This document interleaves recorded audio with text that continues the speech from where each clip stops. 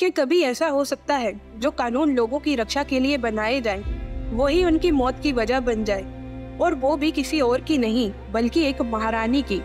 अतीत में कुछ राजघराने के सदस्यों की मृत्यु जिस तरह से हुई है वे काफी संदिग्ध और रहस्यमय तरीके से हुई है। हालांकि जब ऐसी मौतों को आसानी से टाला जा सकता था तो इसका श्रेय 19वीं सदी की रानी सुनंदा कुमारी रत्ना को जाता है। रानी सुनंदा का जन्म सन 1860 में हुआ था और कम उम्र में ही उनकी शादी राजा राम चूलोगांव से हो गई थी।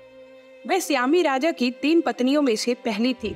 रानी सुनंदा ने 19 साल की कम उम्र में ही अपनी बेटी को जन्म दिया था। राजा राम ने थाईलैंड को उसके निवासियों के लिए एक बेहतर जगह बनाने की दिशा में कुछ बड़े बदलाव किए थे। वह अपने राज्य को प्रगतिशील की तरफ ले जाना चाहते थे, जैसे कि दास प्रथा को खत्म करना। उनके द्वारा लागू गए कुछ कानूनों में गुलामी का पूर्ण उन्मूलन और अर्थव्यवस्था को सशक्त बनाने के लिए काफी सुधार लाया गया था। वे व्यापार को बाहरी देशों के साथ मजबूत करना चाहते थे।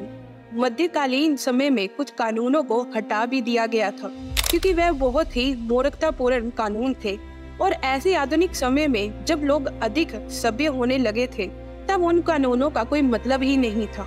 इन कानूनों का तब बदलाव किया गया जब ये शाही परिवार की मौत की वजह बन गए थे।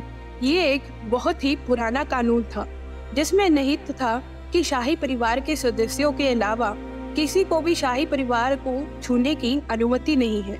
शाही परिवार के कुछ करीबी लोगों को छोड़कर अगर कोई सामान्य नागरिक रानी या किसी भी शाही परिवार को छूता है तो उसे मौत की सजा दी जाती थी। 31 मई 1880 को रानी और उनकी बेटी शाही परिवार के ग्रीष्मकालीन निवास के लिए रवाना हुई थी, जो बंग पाइन में स्थित था।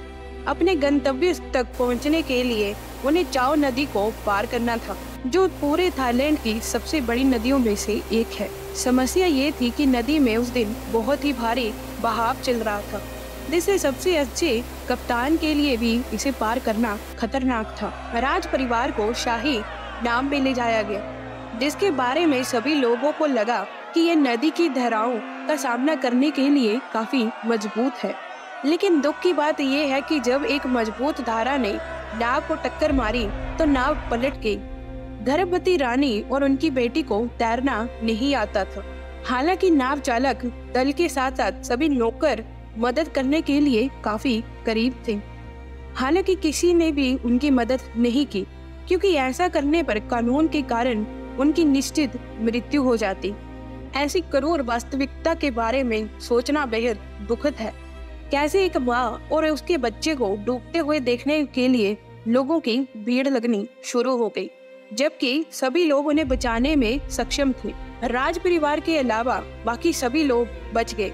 जब राजा को ये खबर मिली तो इस बात से राजा बेहद ही दुखी हो गया। राजा को ये बात समझ नहीं आ रही थी कि उनके सेवक ऐसे बेवकूफी भरे कानून को कैसे लागू करना चाहते हैं, और ऐसे कानून को कोई कैसे मान सकता है जिसकी वजह से किसी की जान चली जाए। यही कारण है कि रानी को बचाने में सक्षम सभी लोगों को आजीवन कारावास में डाल दिया गया। इतना दुखी होने के कारण राजा ने अपनी रानी और बच्चे को इतिहास में सबसे महंगे अंतिम संस्कारों में से एक का आयोजन किया गया।